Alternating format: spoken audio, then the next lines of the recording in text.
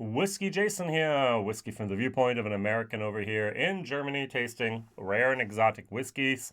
Ardbeg Fermutation, invasion of the washbacks.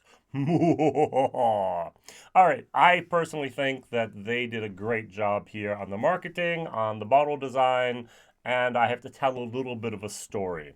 Before I tell the story, the real question is, can you ferment a whiskey for too long? The question, can you ferment whiskey for too long? Now, I asked Google that, and the first thing Google replied was, can you ferment beer too long? Can you ferment whiskey and wine too long? And I was like, no, I want whiskey. And I was like, no, nothing there. All right, good. Can you ferment beer too long? So now very quickly, how do we make whiskey? We take barley, single malt Scotch. We malt it. In this case, we actually malt it with using peat. And then we take that malted barley and we put it into a mash tun. Mash tuns have different temperatures where they actually break down the starches of the barley into sugars. And then we take that and we put that liquid into a washback. These washbacks then are added yeast. The yeast goes in there and eats like little Pac-Men, the sugars and a little bit of the starch. They poop out CO2 and they create ethanol, alcohol. Yay! We take this wort, this from the washback, the liquid, put it into our pot stills, our wash still. Boom, we just run it through there. We get out about 20 to 30% ABV, and we put it into our spirit still. We take that, we distill it. Distilling is separating the alcohol from what's there. It's not creating anything. It's not changing anything. It's just a separation of products that are already there. And then we have about our 80-some%, and that's where we cut our heads, our tails, and we keep the heart. And we put that liquid, that heart, into a barrel, and we let the barrel sit for at least 3 years in Europe, usually here a little bit longer. And we put it into the bottle. Maybe we dilute it down with water. Maybe if you're a bad company over in Scotland, you add a little bit of that artificial coloring to it, and then you sell the whiskey. That's the entire process. And this happens actually, most distilleries are running between 12 and 28 mashes a week. So you have one big mash tun. Well, if you're Glenfiddich or Glenlivet, you have two big mash tuns, and you keep it in there for an hour or so, and then you put it in washbacks, and you keep it there for 48 to 120 hours is industry standards. All right, so what happens is actually at Ardbeg is they have a normal fermentation time of 72 hours. So after 72 hours, the yeast has done its job.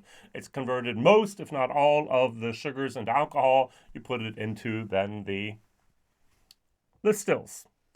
So what happens if your whole process is interrupted? Now, in November of 2017, on the island of Islay, at the Ardbeg Distillery, the boiler broke down. Now, you cannot distill without heat. What does a boiler do? A boiler creates steam. Steam heats up then the alcohol, that wort, and separates the alcohol. With no heat, no distilling. And so it's like, okay, what do? We stop the process, all right? So we keep the grains we have, the malted barley, whatever was in the mash tun. Well, sorry about that, guys. Whatever was in the washbacks, it's like, okay, keep it. Hopefully we'll get this fixed in a couple hours. Okay, a couple days, calling up Dr. Bill Lumsden. Hey, Dr. Bill, Director of Distilling and Whiskey Creation here for Ardbeg. What are we going to do? Keep it in there. It's going to be fixed very soon. All right, 3 weeks later, the boiler is finally fixed. More than three weeks later. All right, what do we do with this? Do we throw it out? And Dr. Bill was, nah, let's do an experiment. Dr. Bill loves experiments. He actually created an entire distillery at Glenmorangie just for his experiments. The guy is a scientist. He is awesome, all right? I like Dr. Bill. And Dr. Bill said, let's do the experiment. So they took this wort that was in the washbacks here for over 3 weeks, and they distilled it. And they put it in first fill bourbon. They put it in refill bourbon casks. They marked them, which they have to do, of course. They put them in the warehouse and let them set for 13 years. So They tried them occasionally. It's like, all right, it's ready, it's done. Now, what do we do if we have one single run, basically, here of whiskey? We don't have enough bottles to service the whole world. This could have been a travel retail edition. Might not have been enough. So what they did instead is they said, hey, we have the Ardbeg Committee. The Ardbeg Committee is a very interesting thing. If you're not a member of the Ardbeg Committee, do it. It costs zero, nothing, yada, niet. Oh, I'm not allowed to use Russian anymore. Sorry. Forgive me for that. It's nothing. You just add your email address, and then you'll get a link, and then every once in a while they have a committee release. And these committee releases are experiments, are one-offs, are very special things, like the fermutation. So, and that's what they did. Now, over here in Germany, the bottle sold out within 45 minutes. So what you do in Germany is, I think it's 11 o'clock, usually either, I think it's a Friday morning, it's often, and you have through two laptops and one other screen, you log in and you click and you click and you refresh and you refresh, you go in that waiting queue, and then finally they either, you receive messages online in the WhatsApp groups that we have, oh, it's sold out, it's sold out. I was like, okay, I give up. Or it's actually, hey, I got in, you're now there, enter your credit card information, boom, get the bottle, very good. It was limited to one per person, I think, but I know very many people that have different accounts. Their mother gets one, their brother gets one, their sister gets one, their grandmother gets one, their neighbor gets one, and so they can do that. Shh, not allowed either. All right, so I only had one. I personally am not a big fan of Ardbeg. I do not belong to the Ardbeg cult. If I were to put myself in some, I'm like Lagavulin better, sorry. All right, but the Ardbeg cult is very strong in this world, and so they actually had no problem whatsoever selling these bottles literally within minutes, if not hours. They were gone. So now the question is, what happens if you ferment too long? Remember that original question? So Google said, hey, look at the beer brewers. Okay, so I went on these different home craft brewing sites and read a little bit. So what happens if yeast is in the wort too long? So it starts eating, it has the CO2, it has the ethanol, and then it goes, oh, no more food, and it dies. And what usually happens, and it's very, very good also for beer, is the yeast product will fall down due to gravity down to the bottom of our container. And therefore, it's going to be more of a clear wort. All right, so many of us want to have clear. Some of us want to have a little bit of a hazy. Hazy, so you have a little bit of those particles in there, but often we want to have that clear wort. So it falls down. Great. So now what happens if you leave it there for the more than the 2 weeks recommended? So those particles down there, those yeast cells down there at the bottom, actually start decaying. Ooh. And there's a critical point of where it starts to happen with the decaying around 4 weeks. 4, you can get lucky. 6, usually it's too long. And that's where you actually get a weird type of moment. How does a yeast cell decay? It explodes. The membrane of the cell actually disintegrates, and all that goody, yucky stuff inside the yeast cell also is released into the liquid, and it's not the best thing in the world. So this was the 3-week time, and so the decaying process probably has not yet started at all. Now, Ardbeg also has something. They have these big washbacks, and the washbacks are open washbacks. Interesting. Most of the washbacks that I've seen are closed. I was at Maker's Mark once. They're open. I did this. I remember actually doing this.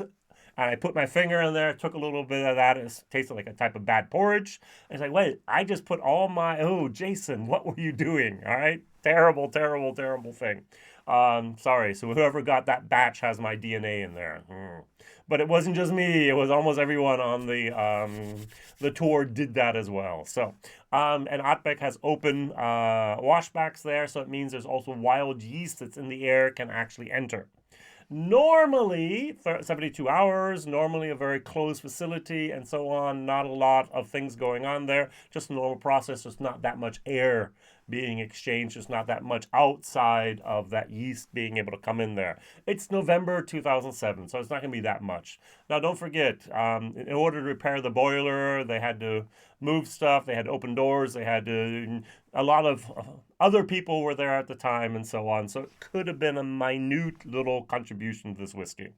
All right, so we have the wild yeast coming in, and we have that yeast down at the bottom of the tank actually starting to decay. 4 weeks is when it starts. 3 weeks should be okay. All right, so you did not know that when you came to this video that you thought I'm going to be reviewing this bottle. I am, but I'm going to give you the reasons why this whiskey is so special. And I really think that is nice. All right, what am I going to compare it to? So you have a little bit of a introductory course of what it means to ferment and what it means to actually ferment too long. Oh, by the way, in the wine industry, talking about them as well briefly, they can also do that. They have a primary fermentation where it's usually open air as well. And they often do a secondary maturation, a fermentation, I should say, sorry, a secondary fermentation where sometimes you add sugar and you put it into a closed container where there's no exchange of oxygen. That's a much slower process, yeah? In whiskey, it is absolutely, positively not allowed to add any type of sugar. You cannot add any type of secondary food source for the yeast to get that going again. So that's absolutely a no-go. It says so in all the rules of whiskey. All that fermentable sugars has to come from the grains and no added sugar in any manner. But in wine, it's absolutely allowed. In beer, it could be. But not here with whiskey. And that's the very special part about whiskey, is we're not creating something like, for example, in India, that they make their whiskey, air quotes for those who are listening, from molasses. All right, on the nose, you know probably Ardbeg. For me, it's a little bit of a salty type, a maritime, a little bit of a sardine, a little bit of a lemon peel, and I actually have a little bit of a rosemary type of thyme moment going on here. It has a little bit of an herbal quality there. Not my wheelhouse, and it's ashy. All right, it's like licking sometimes for me, an ashtray. Over here are Fermutation. It's much softer. There's a little bit more of an herbal type of moment going on here. The anise is a little bit stronger. It's caramel, it's vanilla, it's malty. It's more of a candied lemon fruit moment. It's soft. I like vanilla. Very, very interesting. I would not have imagined, if you had given to this to me, Jason, try this. It's like, oh, that's interesting. I like that. Is it like it's almost like you took a Glenmorangie and you mixed a little bit of Ardbeg, 80-20. Bam. That's what I'm getting here. All right, maybe 70-30. All right, so that's what this smells like to me. All right, so I'm going to try this first because this is my control whiskey. This is what I calibrate with.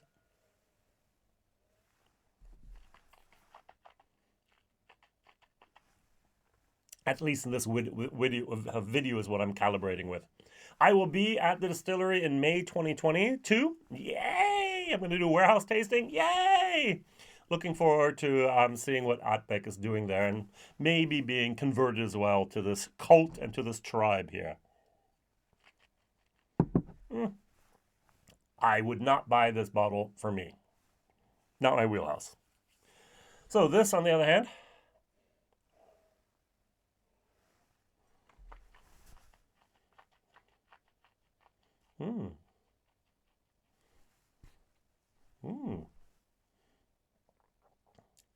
smoother, oilier, more vanilla. There's a little bit of that herbal type of Ardbeg moment. It's almost like a paprika. And what also, it's a little bit like a Camille tea that has been seeping way too long. You put the Camille tea bag in there and you just let it set for 3 hours. And that's what I'm getting here. That herbal type of Camille moment. There is a little bit of the wood. What is really interesting is when I do this and I come back to this, here I get machine oil. Here I'm in the bottom, I'm in a ship, I'm in a big cargo ship in the machine room. So when have I been there? I used to live by Hamburg in Germany. We take a tour down in the harbor, and there used to be some big boats, some big ships you could actually go in there. There's submarines you can go in there. And exactly that machine room, lubricant type of moment is what I get here by Ardbeg. Here I don't. Here I get a very, very nice thing. That fruitiness, almost no peat at all. So the question of the day for me is, and I don't know what to answer here, when you malt, when you peat, when you use peat for malted whiskey, that's how I have to say it, you actually have that smoke and the phenol actually grab onto the husks of the grain, and when we actually then go through the mash tun, it's in the liquid, and if it goes into the washbacks, the yeast don't touch the phenol. And then when you distill it, a lot of that distillation process, some goes through, some doesn't. Now the question is, and then when you put in wood into the oak, that char, that active carbon moment of the wood actually soaks up and takes out some of that peatedness. So the older the peated whiskey, the less of a peated moment you have. That's why many people like their peated whiskeys young and strong. And this, I have the feeling, it's 13 years, this is 10 years. I don't know if that 3 years make that much of a difference. There's much less peat. Was the peated malted barley, was it a less concentrated version? Was it not the typical 50 ppm? Was it maybe 30 or 20? Or did the long time in the washbacks actually suck out some of that, of the phenol that are also in the whiskey as well? I really don't know. Question. I'm going to give this whiskey a C to C+. Now, the value for money, I paid 180 euros for this. It's now going for 300 euros over here. It's an F. Now, don't listen, Ardbeg, but I am of the opinion that if you had priced this bottle for 280 euros, it still would have sold out almost immediately. Why? Because there are enough members of the Ardbeg cult that would be willing to pay the 280 euros for this bottle. It's a limited release. It will never happen again. Well, maybe in 13 years, Dr. Bill will have done this again, but not on purpose. This is something so unique and so special. Now, there's always a little bit of that balancing act. How much money can I earn as a company? Don't forget, Louis Vuitton, Monet Hennessy, is one of the richest persons in the world. He's up there with Mark Zuckerberg and so on. It's amazing how much money this company has earned, also in the crisis now. And so if they want to earn more money, they could have a higher price. Now, the 280 is pushing, and that's the upper limit at the moment in 2022. But they could have done it. But they don't want to have a lot of disgruntled and angry committee fans either.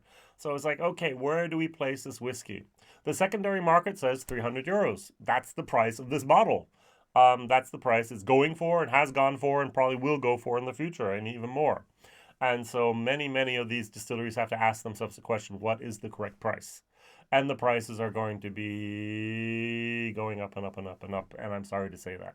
All right, WhiskyJason here. Question of the day. Do you know of any other distilleries, any other bottlings that have actually had a fermentation of more than a week? I do know that there are some that do 120 hours. So that's almost now that's 6 days. Yeah, 5 to 6 days.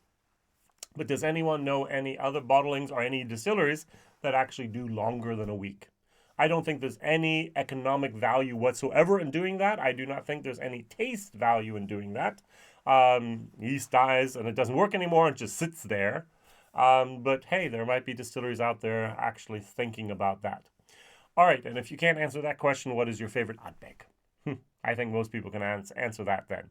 Thank you very much for watching, liking, subscribing, telling others, and sharing this video. I hope you learned something about fermentation, and I hope you learned something about this accident that turned into a money-making release here for Ardbeg.